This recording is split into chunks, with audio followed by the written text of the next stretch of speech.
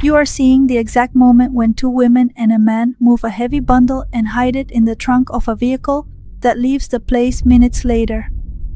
These images were captured by the security cameras of a supposed aesthetic center in Puebla, Mexico, where the disappearance of a patient was reported, and unfortunately her body was found a few days later. In this video, I will tell you everything that happened in this story that is shocking Mexico. Hello everyone, how are you? My name is Lesma. I hope you are doing very well. As always, I am very happy to be here with you for another day. Very grateful that you are watching me wherever you are. Today we have a case that happened in Mexico. That of Blanca Vázquez. Join me to see all the details.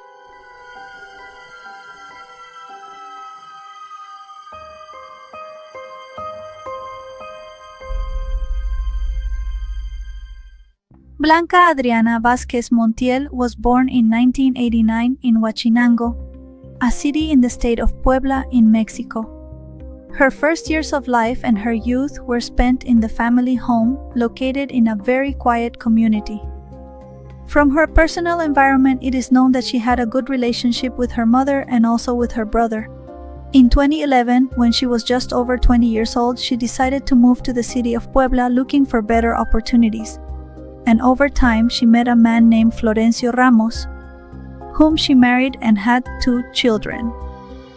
Those who knew her describe her as a dreamer, cheerful and very sociable, as well as being very tenacious. As far as is known, she had been working as a stylist for some years and specialized in nail application. We could say that Blanca's life went on without surprises, since she was completely focused on her family and her work.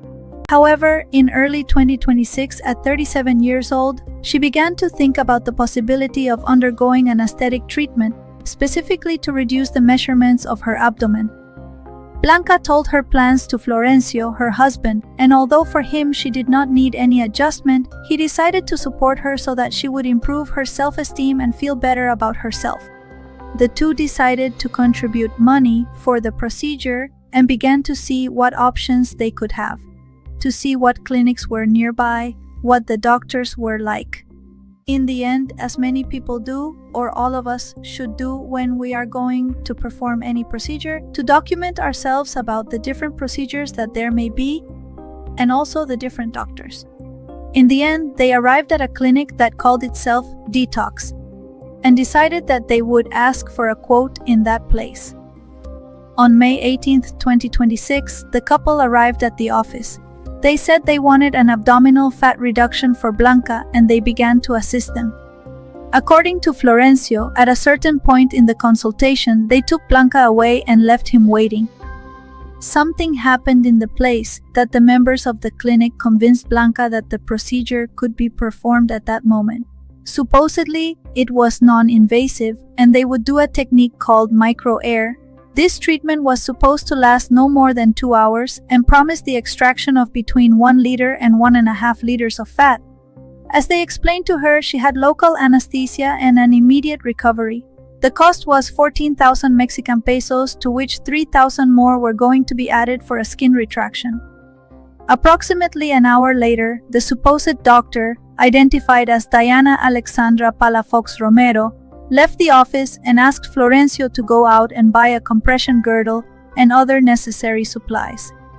She recommended a shopping center located about 20 minutes away, and also gave him a phone number to contact them in case of any doubt.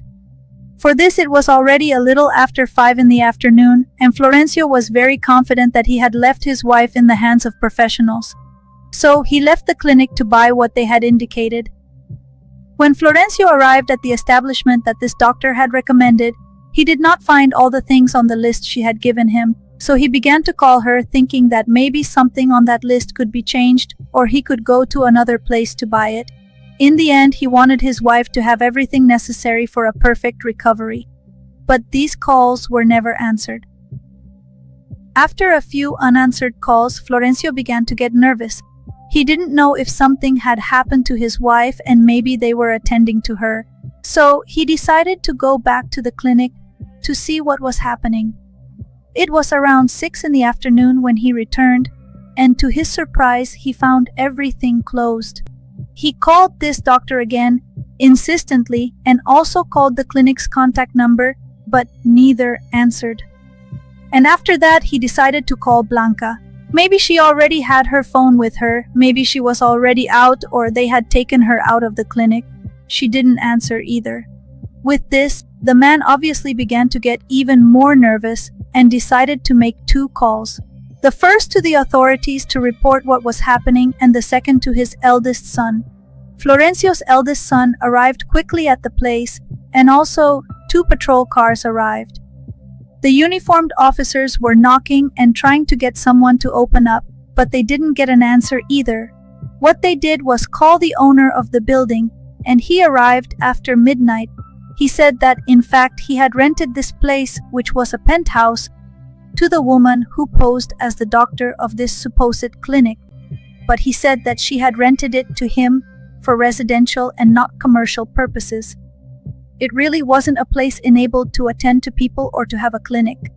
He said that yes, he knew that this woman put some Botox injections in this place, but he said he didn't know anything about whether or not procedures were performed. The security guard gave them access to the surveillance camera recordings, and there they discovered something that froze their blood.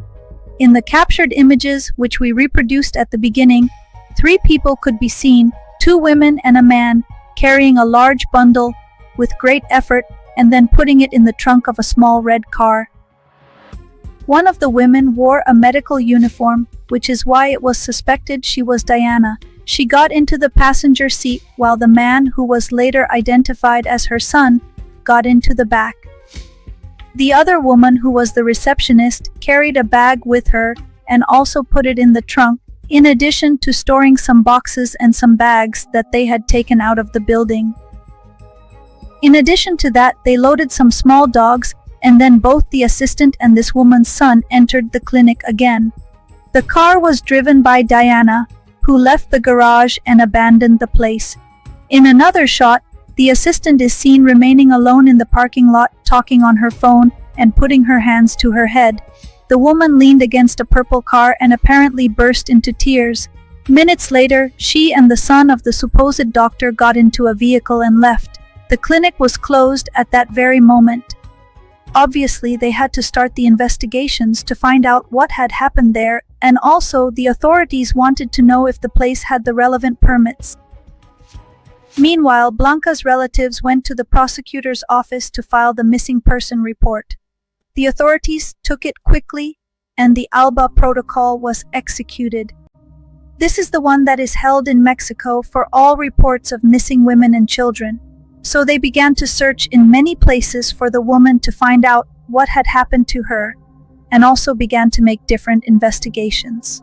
With the passing of the minutes, the case became very well known on social networks, and different videos of the relatives were published, asking society that if they had any information, they should give it to the authorities. In addition to that, Blanca's file also began to be distributed. In this, the clothes she was wearing were described. She was also described physically, and well, it had everything that was needed to be able to identify her. At that very moment, the case began to be compared a lot with one registered in Colombia a few days before, that of Ulixa Tolosa, which we already have on the channel, and you can see. And Blanca's relatives began to speak very anxiously, to ask for support in the community, and to make different parallel searches in different ravines and rivers in the area. They did it in parallel because the authorities were also doing their own investigations, but they were really disconsolate and wanted to move as quickly as possible. In addition to this, they also made tours on foot and by vehicle in different areas of Puebla. While the investigation was being carried out, it was learned that Diana Palafox, who at that time was the main person involved in the case, had another medical branch in another place. Meanwhile, the uncertainty and concern of Blanca's close ones were increasing, and in the absence of information, they threatened to close several highways and several points of viability as a way of pressure for the authorities to act much faster. Even on social networks, they called for a peaceful march on the Mexico-Puebla highway for Monday, May 25th. However, the case took a turn on Tuesday, May 19th, a day after Blanca's disappearance. The State Attorney General's office raided a home in a subdivision located in San Andres Cholula in Puebla. The property was registered in the name of Carlos, Diana's son. In the place they found and secured the red vehicle that was seen in the images. The officers did not find anyone in the property and inspected it looking for more clues. While all this was happening, Blanca's family and friends continued to look for her by their own means and continued to ask the population that any information they had, please let them have it so that they could also investigate on their own. Meanwhile, they also began to investigate Diana. At this moment, as I told you, she was the main suspect of everything that was happening. In the end, she was the supposed doctor of the clinic. She was seen in the images taking out that bundle that everyone thought was Blanca. And in addition to that, also in the end, being the doctor of that clinic, she was responsible for what could have happened in that place. It was learned that the woman not only used that name, but also had other aliases with which she also advertised on social networks, supposedly contacted clients, and said she could perform any type of aesthetic treatment. Something that obviously caught attention and that everyone began to ask was if this woman was really a doctor, if she had studied medicine. So they began to search in the public registries, in the professional licenses, with the name that had been given in the media, and that was her legal one, let's say it like that. And no license was found under that name, no medical license, nor of any course or anything like that. She was really a person who could not perform that type of procedure. They also realized that the establishment was not equipped, nor did it have the trained staff to attend to medical emergencies. Likewise, it was learned that the place offered services such as express liposuctions, vaginal tightening, hormonal implants known as sexual chips, and a procedure called facial endolifting, which uses laser technology to tighten the skin, stimulate collagen production, and dissolve localized fat without surgery. In addition to that, they also applied Botox, hyaluronic acid in lips, and supposedly regenerative therapies with salmon DNA. All this at a very low price and with promotions. Returning to the search for Blanca, by that time the outlook for the family was not good at all. However, they did not stop looking for her, but all hopes collapsed on Thursday morning, May 21st, when a woman, passing through an area known as Camino Acharero, discovered inside a ditch what looked like a lifeless body, and immediately alerted the authorities. Different officials went to the place and realized that, in fact, it was the body of a person, and obviously, well, she no longer had vital signs. At that time, it was said that she was a woman of approximately 40 years old, and her clothes matched those Blanca was wearing at the time of her disappearance. She also had tattoos and other signs very similar to hers. The place of the discovery was cordoned off by different agents, and the body was taken to the forensic service to determine the cause of death. Initially, it was said that the body did not present blows. Yes, in the media information was given that she did have some incisions in the abdomen that could be the product of this supposed surgical treatment. A few hours after the body entered the forensic medical service, Blanca's relatives and also the authorities confirmed the horrible news. The body was hers. Lorenzo, her husband, thanked all the population that had accompanied them in their search, and also asked for justice. Not only did he ask for justice, but also the woman's mother and other close relatives. In the end, they wanted to know what had happened, and that these people who had performed this horrible treatment on her pay for what they had done. And not only for Asas Erwedigus, but also the woman's mother and other close relatives. In the end, they wanted to know what had happened, and that these people who had performed this horrible treatment on her pay for what they had done. And not only for Blanca, it was not known at that time how many women had suffered in this clinic, because as I tell you, these people did not have a license, they did not have a professional credential, they surely did not even have knowledge of how to perform these supposed procedures, and in addition to that, they did it at very low prices, surely to capture people and make them arrive at the place with a lot of confidence. So surely this person already had more victims. What happens is that at that time it was not known, but it was expected that the authorities would continue investigating to see if more women and men had been affected. Meanwhile, Blanca's family decided to transfer her to her native Huachinango to be able to say goodbye to her. In the place, a mass was held with the body present, and after that her remains were taken to the local cemetery where they were buried. Because it was also a violent death and a clandestine transfer, the authorities pointed out that legally the body could not be cremated, since they wanted to preserve it for future expert tests. At the time we are conducting this investigation, and mid-May 2026, Diana, this woman who posed as the doctor, and her son, Carlos, in addition to the receptionist, whose identity the authorities have not yet released, are fugitives. I'm going to leave their photographs here again so you can see them. It is very important that you remember their faces because these people could be anywhere in Mexico. They could be in the United States or in Central America. They really had a lot of time to escape. And well, as we already know and have seen on this channel, there are many ways to leave the state and then the country. So it is very important that everyone is very attentive. These 3 people, due to negligence, took Blanca's life, and as I already told you, we don't know how many more women and men could have suffered because of them. So it is very important that they are arrested.